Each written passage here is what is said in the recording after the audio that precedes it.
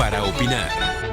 ¿Qué tal? ¿Cómo están? Qué gusto que nos acompañan, como todos los lunes, para opinar aquí en Mega Noticias TVC. Déjeme compartir con usted la mesa que hoy tenemos para analizar y debatir algunos temas de la agenda nacional. Tengo el gusto de compartir con Juan Carlos Zúñiga, de Mega Noticias allá en Sonora, Juan María Naveja, analista internacional, Raúl Frías Bucio, director editorial de Mega Noticias. Un gusto, como siempre, saludarles, compañeros. Vámonos con los temas, que hay mucho que analizar y todo tiene que ver finalmente con esta pandemia que sigue lamentablemente en una agudización que de verdad, si a nuestro auditorio no le ha preocupado, es momento de que ya le preocupe. Estamos prácticamente sobre los 150,000 muertos, 150,000 a poco más de 10 meses de iniciada la pandemia en nuestro país.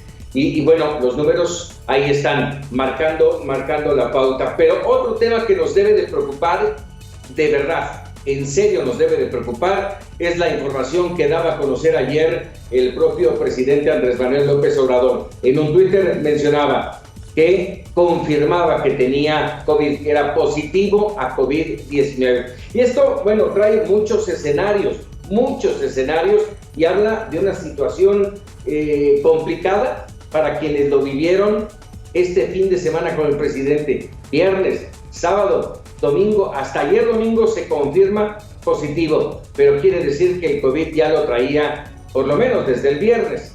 ¿Y qué implica con todas esas reuniones, con esos viajes en avión, con los protocolos que no sé si se cumplieron o no, con el cubrebocas que prácticamente no se usó en ninguna de sus reuniones? ¿Cómo ver todo este panorama, con María Naveja? Bueno, Paco, buenas tardes a la audiencia, compañeros, ¿qué tal? Buenas tardes. Creo que en este caso es múltiple. Lo primero es decir que lástima, ojalá pronto el presidente de la República esté en plenitud después de este contagio que él mismo nos ha informado, pero esto que acabas de mencionar, Paco, es lo que hay que mencionar, los alcances que tiene todo esto después de que tenemos casi un año de estar diciendo que las giras presidenciales no eran las adecuadas, que el presidente debería de usar el cubrebocas. Ahora nos está señalando, ahí está el alcance y no sabemos ahora cuál va a ser el derrotero que va a seguir. Pero a mí me preocuparía todo eso que acabas de comentar. La reunión que tuvo desde el viernes por la mañana en la conferencia matutina. Luego la conferencia que tuvo en la oficina de Alfonso Romo, en donde se comunicó con el presidente Joe Biden. Después la reunión que tuvo con los 10 empresarios más importantes de Nuevo León. Luego la gira que desarrolló, en la cual incluyó una entrevista con la precandidata de Morena a la gubernatura de Nuevo León y los acercamientos que tuvo por allí. La reunión con la secretaria de Economía. Así es, también hay que recordar que allá es el lugar de residencia de Tatiana Cloutier. Y luego, Paco, la visita a San Luis Potosí. En todo este trayecto, ¿cuántos vuelos tomó el presidente de la República? Ya las líneas aéreas le avisaron a todos los pasajeros de la situación del presidente de la República, o tendrán que hacerlo por su cuenta. Y más adelante, Paco, ya hablaremos nuevamente para que vean por qué es importante que la presidencia de la República tenga una flotilla en la cual se pueda movilizar, porque es diferente tener un helicóptero para ir de Monterrey a San Luis y un avión que lo traslade de Ciudad de México a Monterrey y a otras localidades. Todo esto nos habla de múltiples alcances y no tenemos tampoco la previsión de qué pasa en estos momentos, porque hoy nos dijo Olga Sánchez Cordero que ella nada más era representante, Paco. Bueno, hay que disculparla, yo creo que no sabía ni qué tenía que hacer en la mañanera, se sentía nerviosa, titubeante, cuando es una mujer que tiene un aplomo sin duda. Pero bueno, ¿cómo ves las cosas, Raúl? A ver, varias aristas. Es que ya ahorita, Juan María, te saludo. Juan Carlos, ¿cómo están? A ver, dio varios temas. El primero me parece que sí, como tú lo dices, ojalá el mal que está padeciendo hoy el presidente López Obrador, bueno, se pueda recuperar rápido, bien y con salud. Él no va a tener seguramente que buscar un tanque de oxígeno como lo están haciendo muchas personas, lamentablemente, en el país, que están luchando por un tanque de oxígeno.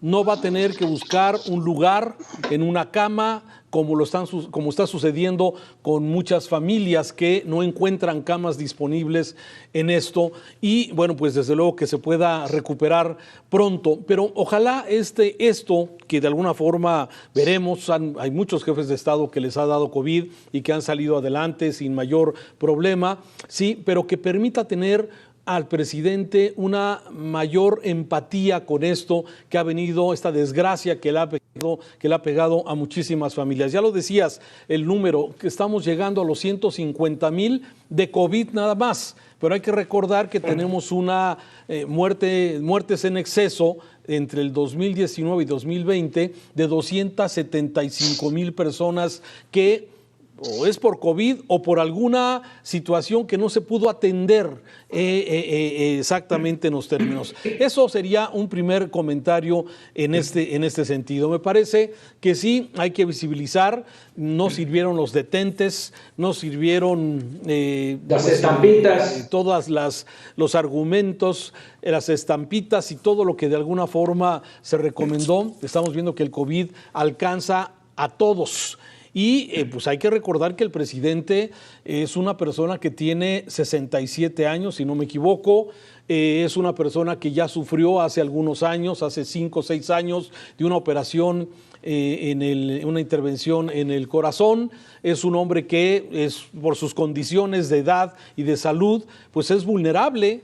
Sí, y sin embargo, ese contraste que vimos a lo largo y que hemos visto a lo largo del año, donde él no usaba el cubrebocas, no fue un promotor de este tema, se minimizó la pandemia a lo largo de estos meses y bueno, lamentablemente hoy es víctima. Esperemos que se recupere porque también un presidente que se incapacite en una situación de si su salud se perjudica, entraríamos en una convulsión del país muy compleja, Paco. Esperemos que tenga está en riesgo la estabilidad política del presidente. Así es. Sí, está en riesgo la estabilidad política, la seguridad nacional, valga el término. Sí es preocupante. Esto no es, y lo decía ayer Riva Palacios en uno de sus comentarios en Twitter, no es para burlarse, es para preocuparnos. Y nada más importante que el presidente de cualquier país, pero en este caso en el nuestro, tiene que estar al 100% sano, porque si le va bien al presidente, déjame decirlo, pues debería de irle bien al país. Juan Carlos. Pero pareciera que a muchos mexicanos quisieran que le pasara lo peor al presidente. Pareciera que a muchos mexicanos quisieran que enfermara y que muriera el presidente. Pareciera que muchos mexicanos quisieran que tuviéramos un presidente sustituto.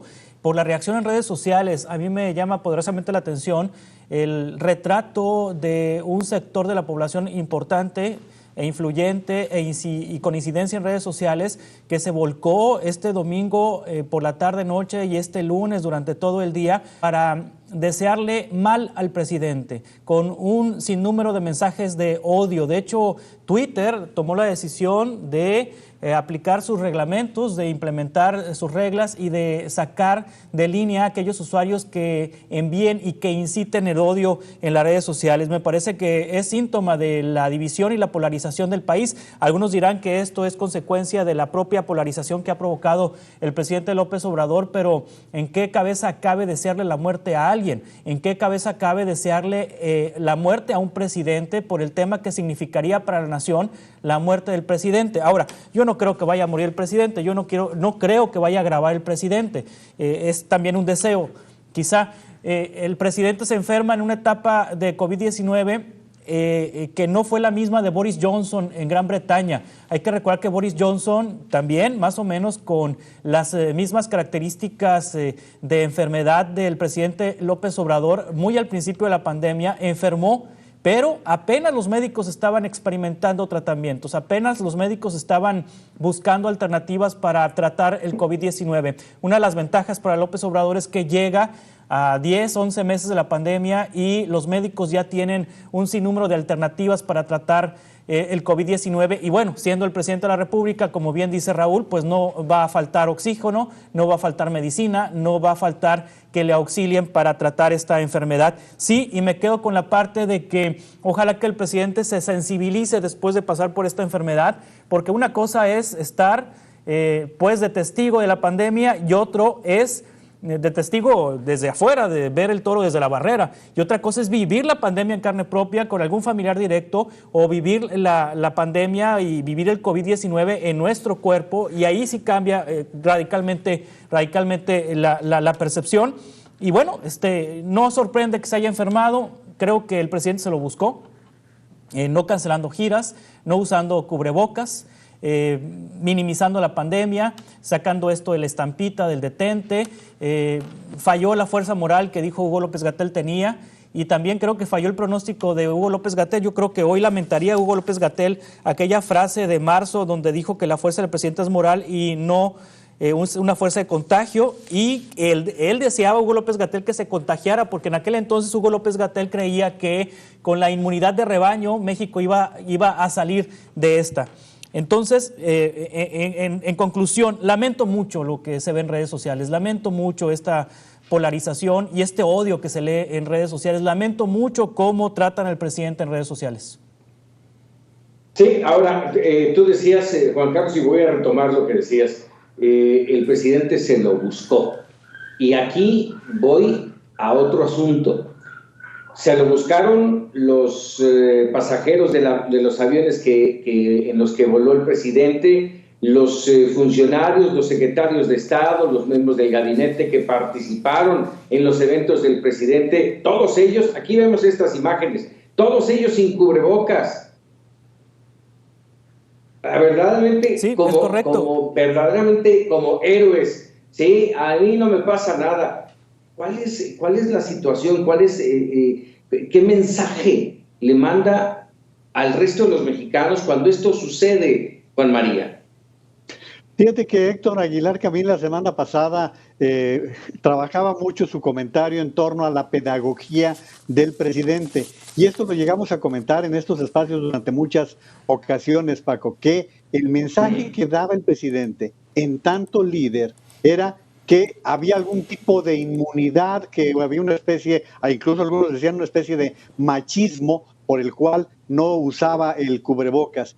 Esto también lo veíamos por parte, y fíjate, llegamos a ver al general secretario de la Defensa Nacional, al de Marina, que ni ellos utilizaban la mascarilla, no la utilizan simplemente. En los eventos públicos, las personas que iban con el presidente de la República, los funcionarios federales sin cubrebocas y los locales con cubrebocas. Y esto lo pudimos ver en Nuevo León. El Bronco que anduvo de gira con el presidente siempre con cubrebocas y el presidente no. O sea, tenemos que volver a entender y subrayar, Paco. Hoy la vacuna que tenemos se llama mascarilla, se llama cubrebocas, sana distancia. No tenemos otra vacuna confiable. Mira, ahorita estamos esperando los resultados que dé a conocer tanto Europa como Estados Unidos en torno a la vacuna de AstraZeneca, porque hay menciones de que funciona solamente al 10% en las personas más de 65 años de edad. Esta es una especulación, lo subrayo, es especulación, y que las únicas que realmente están teniendo efectividad de más del 90% son los de la Moderna y los de Pfizer. Entonces, bajo estas circunstancias, tenemos que cuidarnos más en algo que viene enfatizando mucho en Mega Noticias, Paco. Sí, y en ese entorno, déjame decirte, a ver, yo hacía cálculos, el presidente da positivo, se da a conocer la prueba el domingo, cuando se supone que se tardan regularmente 3-4 días en detectarlo, ¿sí? Estamos hablando de que entonces por ahí del miércoles empezaría ya con síntomas, ¿sí? Y cada martes, hasta donde yo recuerdo, le hacen su examen, su prueba, cada martes. Ahora imagínate cómo se sentiría que la adelantó al sábado, porque le hicieron la prueba el sábado, ¿sí? ¿Cómo inferir con todos aquellos funcionarios? Y algunos de ellos, por ejemplo, Marcelo Ebrard, que yo tengo entendido, Tatiana Cloutier, dijeron, nos vamos a guardar, nos vamos a confinar, vamos a esperar a ver si hay o no hay reacción en nuestro cuerpo, pero pues pone a la administración, al gobierno, endeble, ¿sí? Buscando de dónde sacar fuerzas de flaqueza, Raúl. Mira, a mí me preocupa de este tema en concreto porque hay varias aristas, como bien lo has tocado. Si el presidente, vamos a suponer, ¿sí? De acuerdo a los científicos, estoy hablando de información que dan a conocer los médicos, los infectólogos, si cuando tú te contagias empiezas a tener algún tipo de sintomatología 3 o 4 días después.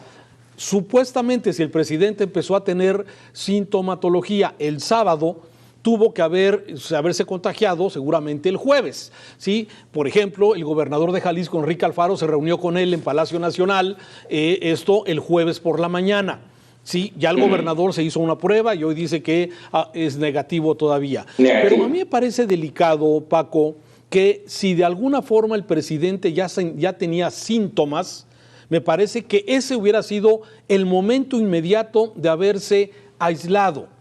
Y me parece que si aún ya con síntomas o conociendo la positividad de su examen, haya tomado un avión de San Luis Potosí a la Ciudad de México o haya seguido con su agenda regular. Oye, a ver, hay ahí algunas situaciones que me parece que sobrepasan a eso. ¿Y los protocolos? O sea, bueno, los protocolos, pero además no solamente protocolo, estás hablando de un jefe de Estado que debería...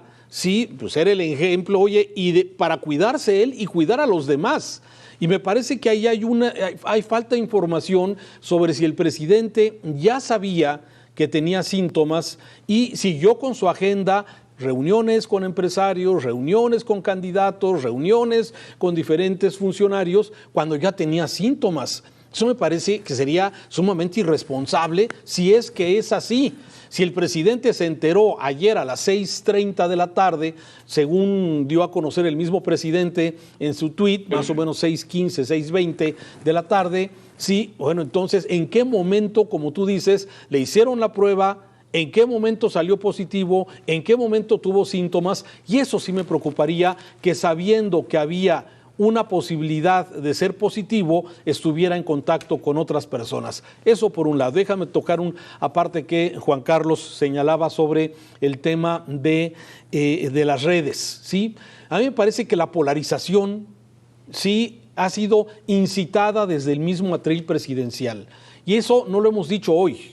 Lo hemos dicho desde hace tiempo, ¿sí? Cuando muchos países hacen el llamado a hacer frente a la pandemia con los gobiernos estatales, el gobierno federal, los sectores privados, las farmacéuticas, las tiendas, aquí pareciera que había una agenda paralela. El presidente todavía la semana pasada, muy a fuercitas, tuvo que reconocer y aceptar que los estados buscaran comprar medicamentos o particulares, sabiendo que no se podía por el tema del señalamiento de emergencia. Pero me parece que son varios elementos, sí, mal, las redes están polarizadas, pero así está el país, lamentablemente. Sí, a nadie se le desea la muerte, a nadie se le desea un mal, por lo menos la gente de buena fe.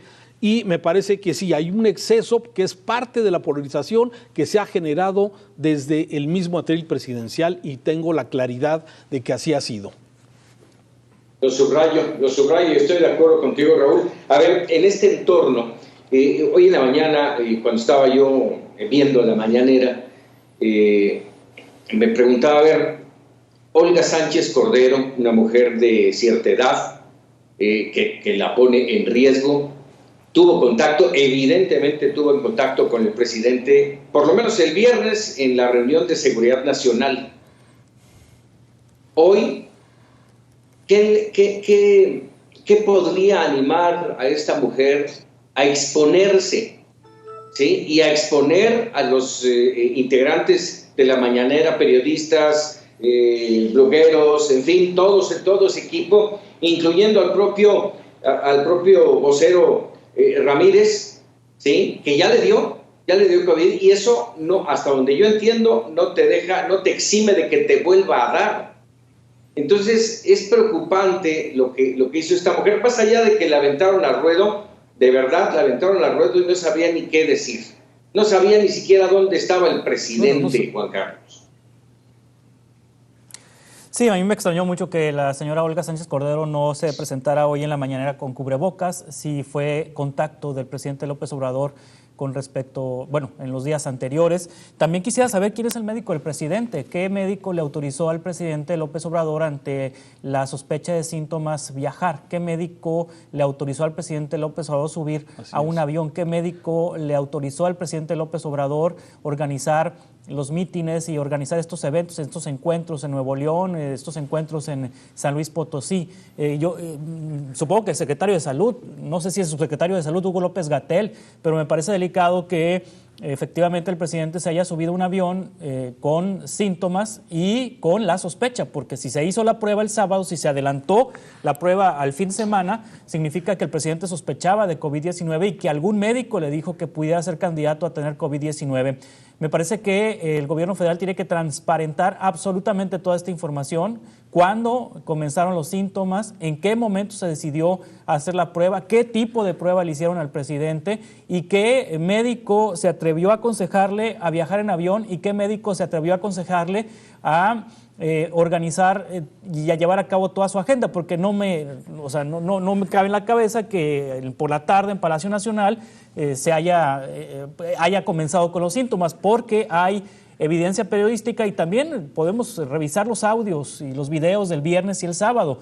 Hay un tono en la voz del presidente el viernes y hay otro tono en la voz del presidente el sábado. Se le escucha mormado en los eventos en Nuevo León el día sábado ya, y periodísticamente los reporteros que cubrieron esa gira lo notaron débil, lo notaron cansado, lo notaron sin ánimo. Entonces ya la sospecha era de antes. Entonces sí me parece muy delicado que el presidente haya sostenido su gira, pero más delicado el médico que le dijo que podía seguir en esa gira.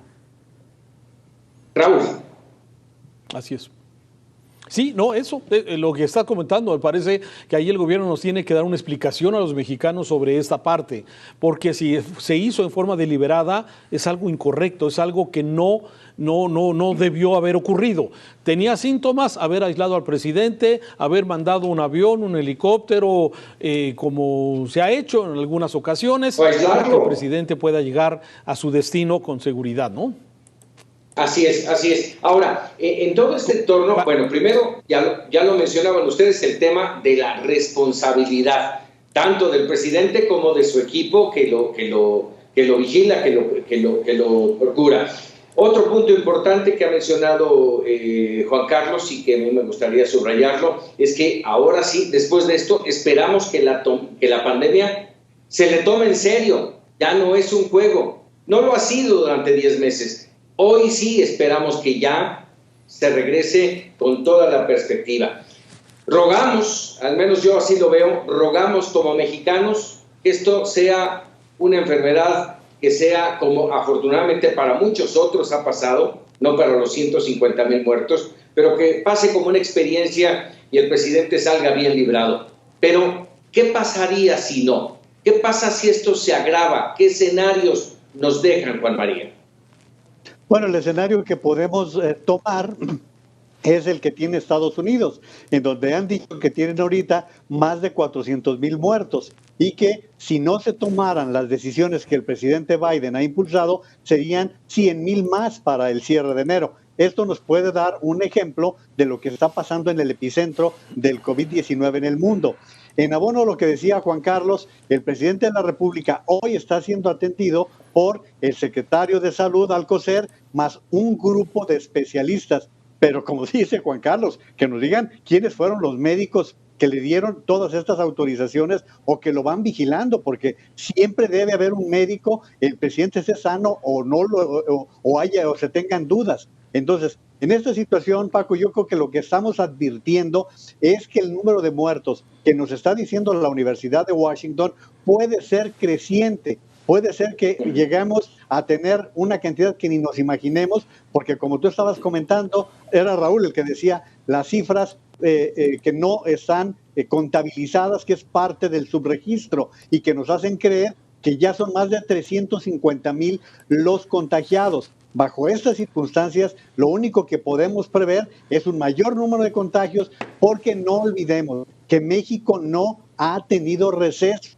El pico no lo hemos visto en todo ese tiempo. Ya vamos a para un año, del 27 de febrero a la fecha, nos han dicho que ya se va a aplanar la curva, que ya están las lucecitas y todo eso que se ha venido diciendo, y la verdad es que no ha habido una primera, una segunda ola como en Europa, sino que aquí todo ha sido crecer, crecer, crecer y crecer, y que nos obliga a las medidas necesarias, porque en este momento ya no tenemos vacunas y no sabemos si los que recibieron las 400 y tantas mil van a tener el refuerzo que se necesita para poder completar el ciclo de la vacunación.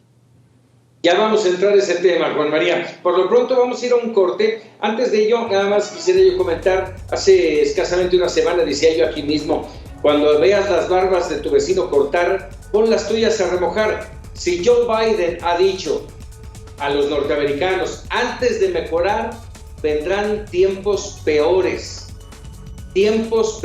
a los que ya vive Estados Unidos, que recordemos que es el que tiene el mayor número de muertos y de contagiados en todo el mundo. Vienen tiempos peores. En México la situación no está nada alejada. Cada día el número creciente de contagios y de muertes es verdaderamente terrorífico. Hacemos una pausa y regresamos para opinar.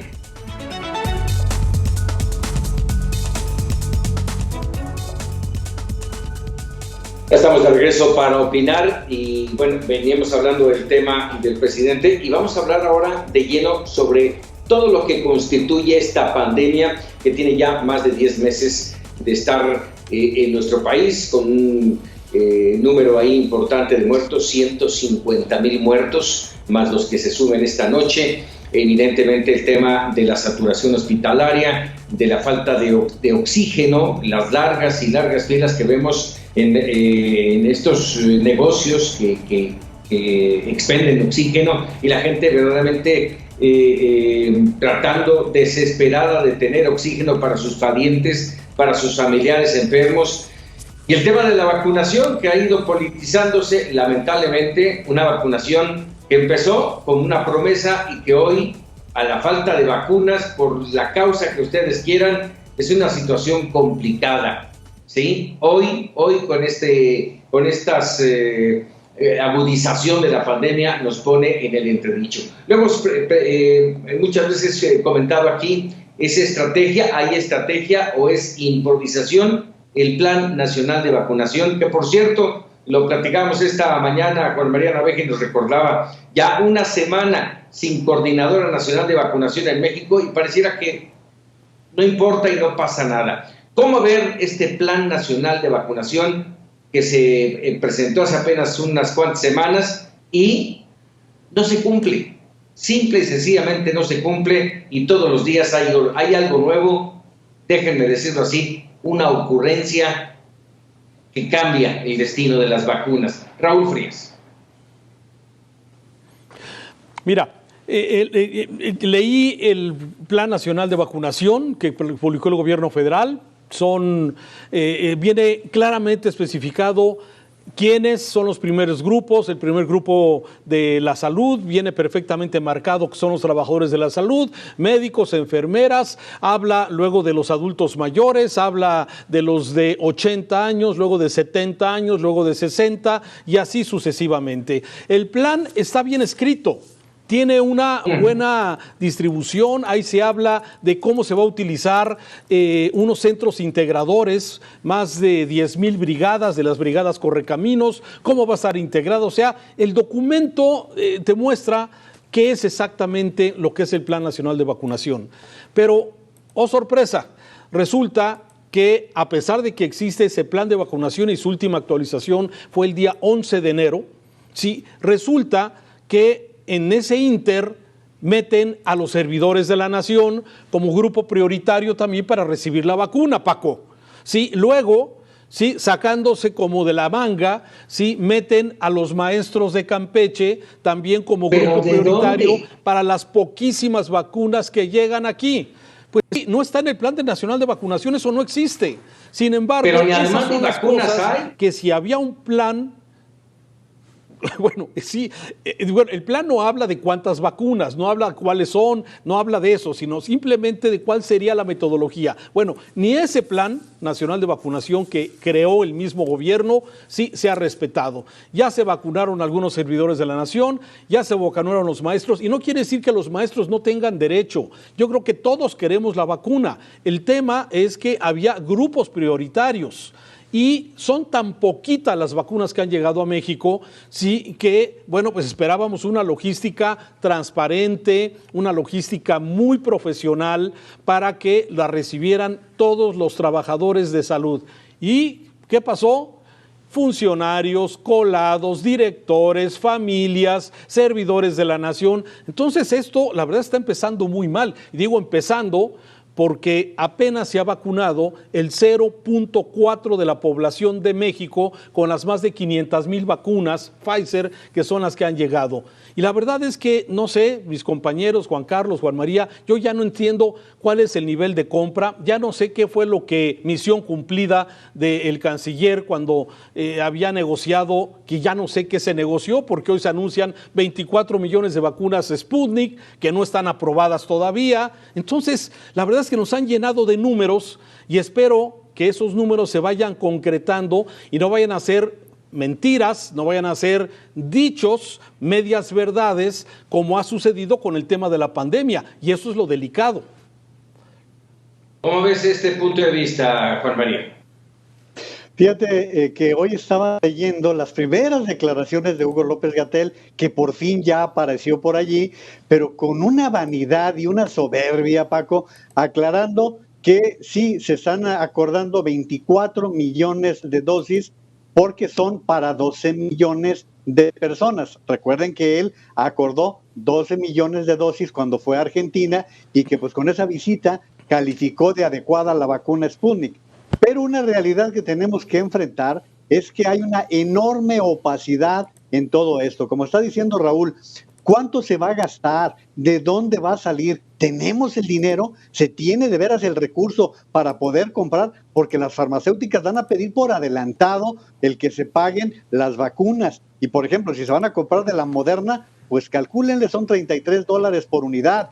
Y esto que estamos con un mapa, en este mismo sentido de lo que dice Raúl, de cerca de 200 millones de dosis que aparentemente se han apalabrado, que están incluidas ahí las de Pfizer, las de AstraZeneca, las de Sputnik, las de CanSino, las del mecanismo COVAX. Todo eso nos da cerca de 200 millones de dosis. Pero hay una opacidad en todo lo que se va presentando. Dice Marcelo Ebrard que es por el compromiso con las farmacéuticas. Las farmacéuticas quieren cuidar sus protocolos y aún así los tienen que transparentar para poderlos validar. No, el precio y los acuerdos económicos no tienen por qué ocultarse ni por qué estarse reservando como está ocurriendo. Yo por eso mi gran pregunta es ¿de qué, de veras, de cuánto contamos para poder estar seguros de qué va a suceder de aquí a fin de año? Porque de por sí la perspectiva es que no volveremos a tener vacunas después de las que se recibieron de Pfizer por allá por marzo, fines de marzo, principios de abril.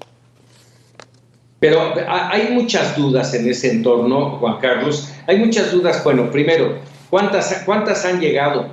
¿Sí? ¿Cuántas se han aplicado? ¿Qué pasa con las vacunas que están partidas justamente para aplicar la segunda dosis? ¿Siguen congeladas? ¿Ya las descongelaron?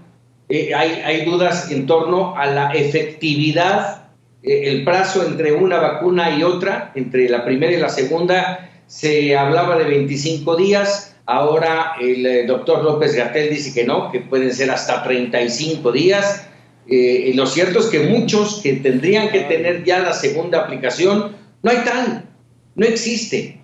Y la baja en el número de vacunas que llegan al país, ¿sí? Cuando deben destinarse al ejército de salud, que son médicos, enfermeras, todo el personal que está en la primera línea de combate y que ahora se dividen, se dispersan entre maestros, servidores de la nación, en fin, cómo atender, cómo comprender todo este marasmo de cosas que ellos mismos no pueden explicar. Hoy leía yo a Jorge Cepeda Patterson, que es uno de esos periodistas que ha aplaudido al presidente López Obrador y que él es crítico en ambos sentidos, al menos ahora se ha puesto en esos sentidos. Hoy mencionaba, ayer mejor dicho, en la columna de ayer, mencionaba qué va a pasar si estas vacunas finalmente no llegan.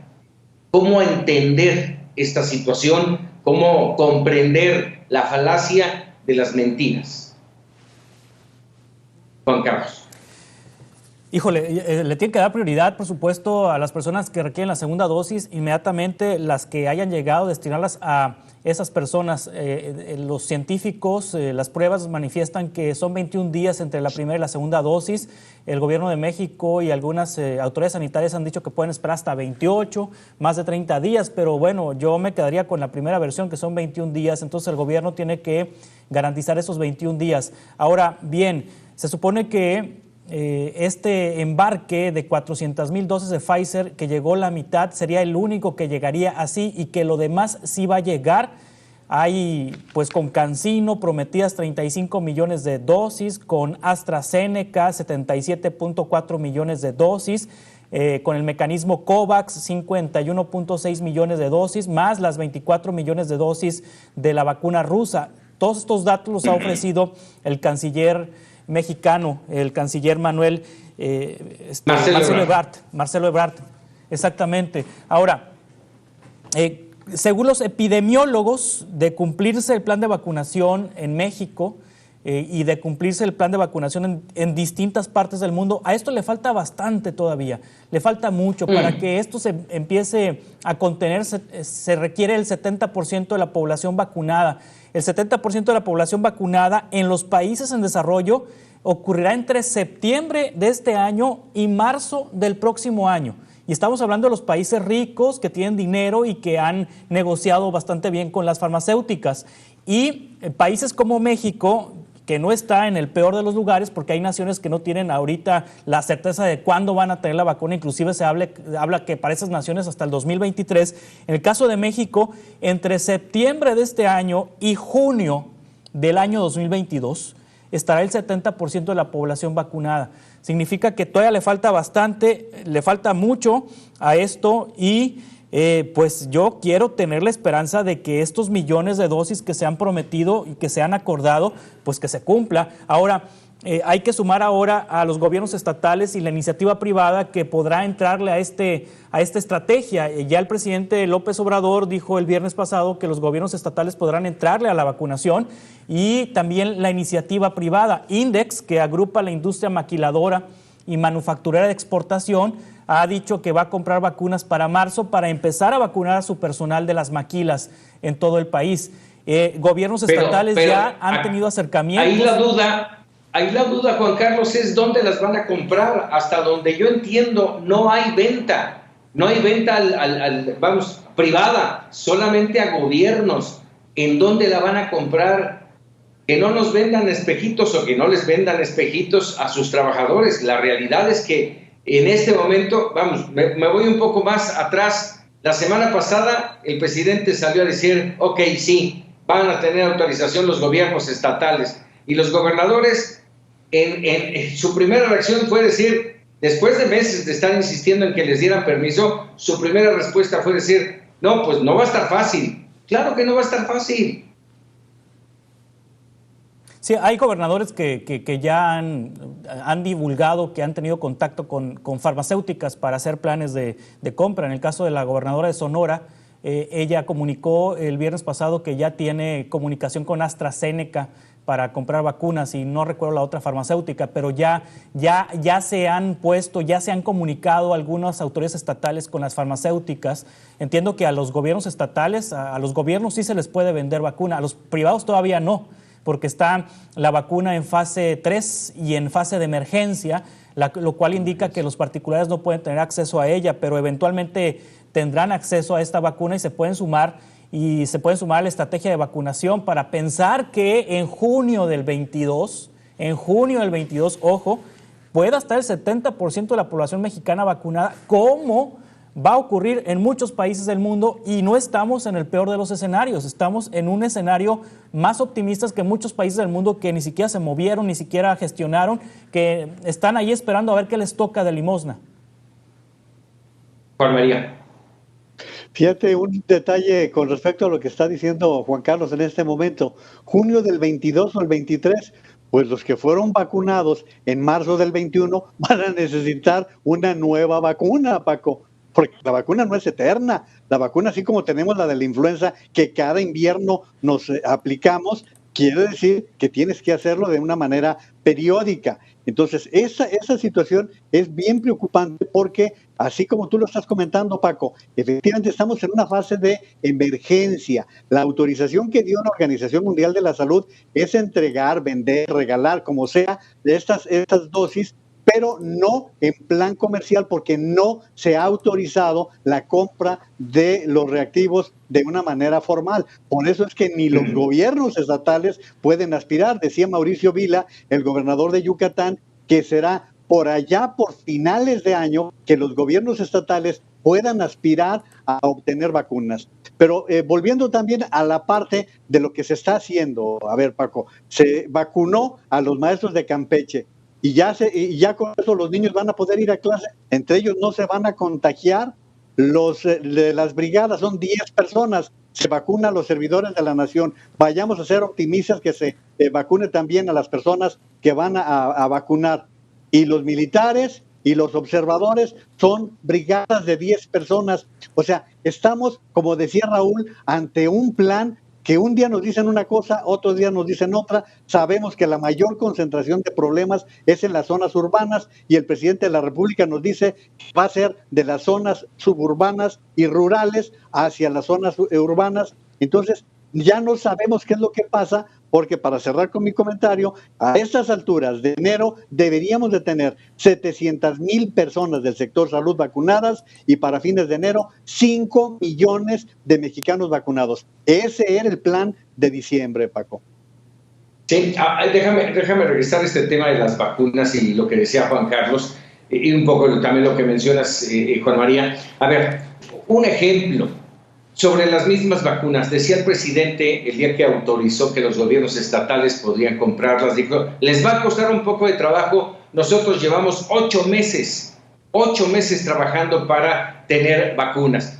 Esos 8 meses también los trabajó Estados Unidos, Gran Bretaña, España, Italia, Francia, todos los países que ya cuentan. ¿Y qué implica eso para los laboratorios, para las fábricas de vacunas? Pues que tengan una producción tremenda para tan solo atender los pedidos que ya tienen. Eso implicaría, como bien dices, nos lo dijo aquí en Mega Noticias TVC el gobernador Mauricio Vila, que ellos estén aspirando que a lo mejor para diciembre pudieran tener a lo mejor ya una certeza de que les va a tocar vacunas. No digo que en ese mes les llegue. Vamos, es una situación preocupante, porque la producción es lo que está aletargada. Se incendió el laboratorio de AstraZeneca en la India, el laboratorio principal de Pfizer en Bélgica, detenido para modernizar y eficientar su producción. En este momento no hay de dónde sacar esa vacuna, Raúl. No hay, ese es un gran problema. A ver, me parece que lo ha puntualizado muy bien Juan Carlos. Sí, a ver, México no está en el peor de los escenarios, pero no estamos en el mejor. O sea, tenemos ya por lo menos vacunadas hasta ayer, de acuerdo al dato de la Secretaría de Salud, son 629,000 personas vacunadas en México, 629,000 de las 766,000 dosis que ha entregado Pfizer a México, el último reporte. Bien, sí, pero lo que observamos es que se crea a través de mentiras una expectativa de que las cosas van a caminar como ya se dijo con un primer programa. Sabemos que hay imponderables, sabemos que hay incendios, hay accidentes, ¿sí? Pero lo que está en manos de quien está a cargo de la logística es donde ya debería estar muy afinado.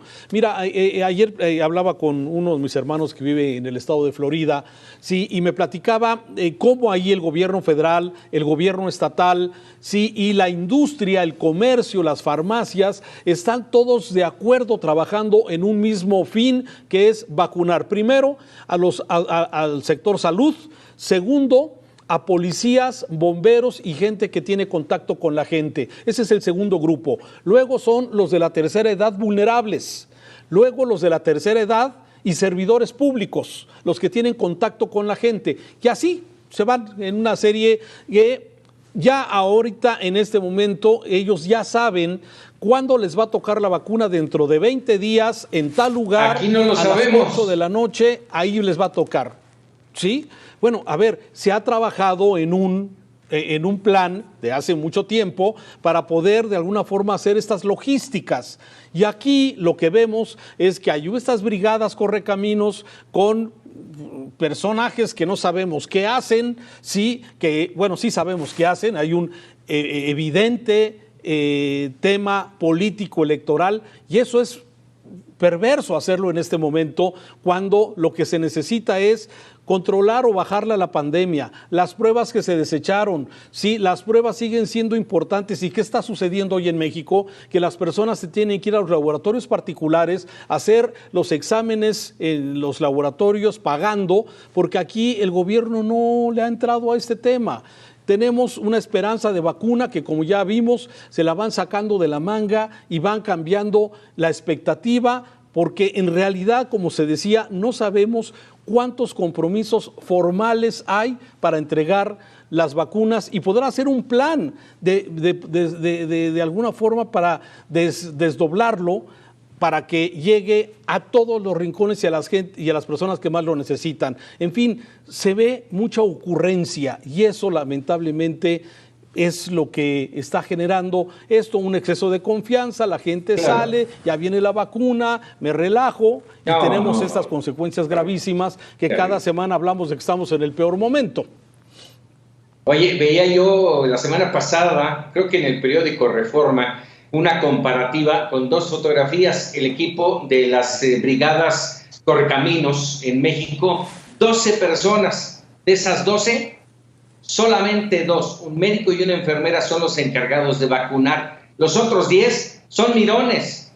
Y veía yo del otro lado las brigadas en los Estados Unidos, si no mal recuerdo, eran 10 personas, 9 de ellas, 9 encargadas de vacunar y una, no de mirón, organizando las filas. Y veíamos las imágenes que seguramente el auditorio ya vio en los estadios en Arizona, si no mal recuerdo, ¿sí? Ahí en coche van entrando filas y filas y filas de automóviles entrando a vacunarse y salen. Si no mal recuerdo, estaban diciendo que eran más o menos 1,700 vacunas diarias. Si no es que hasta más, a lo mejor estoy en un error. Y aquí, mencionabas tú el tema de los servidores de la nación. A ver, ¿cómo para qué? Pues, político electoral, ese es exactamente el tema. Y me parece que eso es exactamente lo perverso de esto, que se está utilizando una estructura que no ha sido transparentada. Hay muchos estados que no saben cuántos servidores de la nación hay, cuál es exactamente su función en esa liga con los programas sociales y que sea esa la estructura que se va a utilizar y no la estructura de salud que bien o mal sabemos que los niños, las vacunas de la influenza y especialmente de los pequeños y recién nacidos, pues más o menos ya México lo tenía más o menos bien hecho. Entonces, ¿por qué cambiar las sedes? ¿Por qué cambiar y buscar una nueva estructura? Eso es exactamente lo que deja muchísimas dudas al respecto, ¿no? Y ya vamos a ir a un corte. Antes de ello, rápidamente, a ver, quisiera preguntarles a cada uno de ustedes muy brevemente, ¿estrategia o improvisación? Adelante, Raúl, inicio contigo. Pues evidentemente, o sea, lo que hemos hablado todos estos minutos es de que no se ve algo bien hecho. Yo veo mucha improvisación y sacada de la manga. Así es, Juan Carlos. Improvisada estrategia. Caray, esa estuvo muy buena, Juan Carlos. No te quisiste meter a fondo. Muy bien. Juan María. Pues es una estrategia que son las ocurrencias del presidente. El presidente nos va haciendo cambios al trabajo que se va a realizar sobre la marcha. Estabas planteando una serie de preguntas. A ver, Paco, ¿cuánto nos cuestan los servidores de la nación? ¿Cuántos militares están siendo sacrificados de toda la estrategia de seguridad pública para ser llevados a todo esto? O sea, es una serie de interrogantes que son preguntas. Y para abundar lo que tú decías, mira, en Arizona se está utilizando el estadio de los Cardenales, en Los Ángeles el de los Dodgers de Los Ángeles, en Florida el Hard Rock. Y algo que decía Raúl bien importante, cuando te registras en Estados Unidos para ser vacunado, ya quedaste registrado, y por más que andes en los supermercados y en las farmacias, te dicen, usted ya está registrado. Es decir, hay un solo registro. No quiere decir que Estados Unidos es la gran maravilla en este caso, porque sabemos que es el epicentro. Simplemente que en materia de logística sí podríamos aprender mucho. Hacemos una pausa y regresamos para opinar.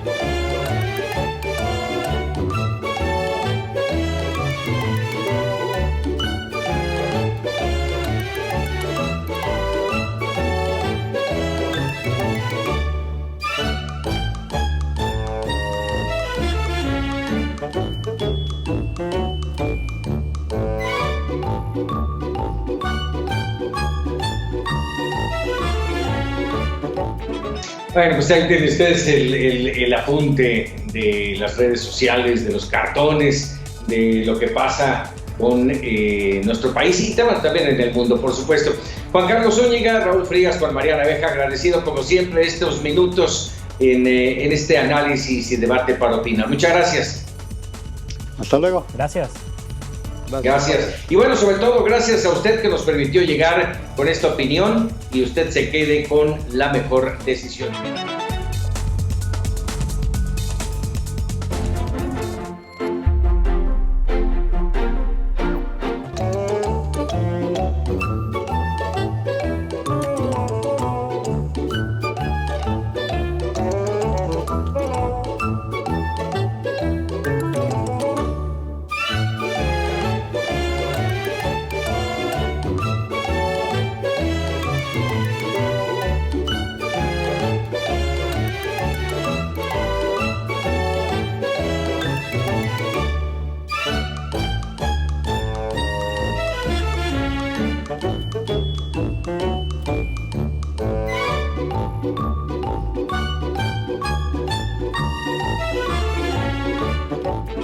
Bueno, pues ahí tienen ustedes el apunte de las redes sociales, de los cartones, de lo que pasa con nuestro país y también en el mundo, por supuesto. Juan Carlos Zúñiga, Raúl Frías, Juan María Naveja, agradecido como siempre estos minutos en este análisis y debate para opinar. Muchas gracias. Hasta luego. Gracias. Gracias. Y bueno, sobre todo, gracias a usted que nos permitió llegar con esta opinión y usted se quede con la mejor decisión.